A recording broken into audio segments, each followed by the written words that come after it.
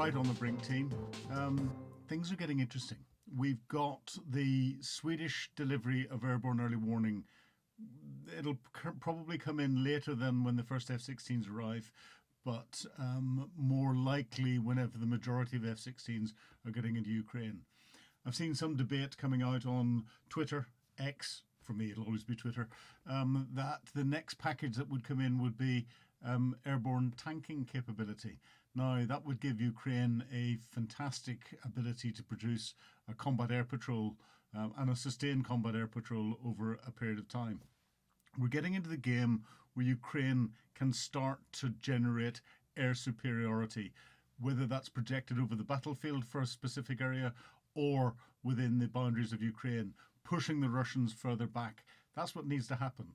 If they can generate local air superiority over part of the tactical front line, that gives the Ukrainians the wherewithal to properly use Western armour capability in the way it's meant to be used at formation level. So bringing together tanks, infantry fighting vehicles, armoured engineers, mobile armoured artillery systems to punch through the Russian defences.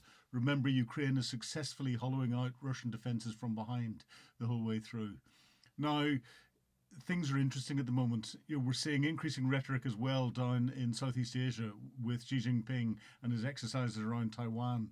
Maybe the easing of restrictions on the use of Western weapons by so many Western nations, recognising that Russia needs to be pushed back hard and quickly, is part of the rationale of sending a message not just to Putin but also to Xi Jinping that any intervention in Taiwan will be unacceptable.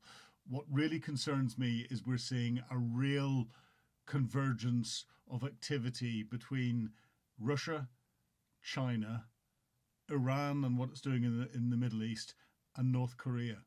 That is an axis that is cementing together quite fast and can have global consequences because it will take the West's focus, and in particular the United States' focus, away from one particular area.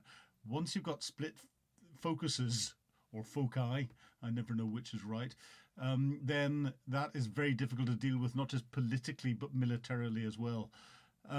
We live in very dangerous times, and as a former intelligence officer, I run my indicators and warnings matrix, and at the minute there's too many of them flashing red. Watch on the brink. We will keep you up to date with anything that's coming in, whether it be thinking, whether it be statements that are coming out, or anything else. But On the Brink will be your channel for your updates. Thank you.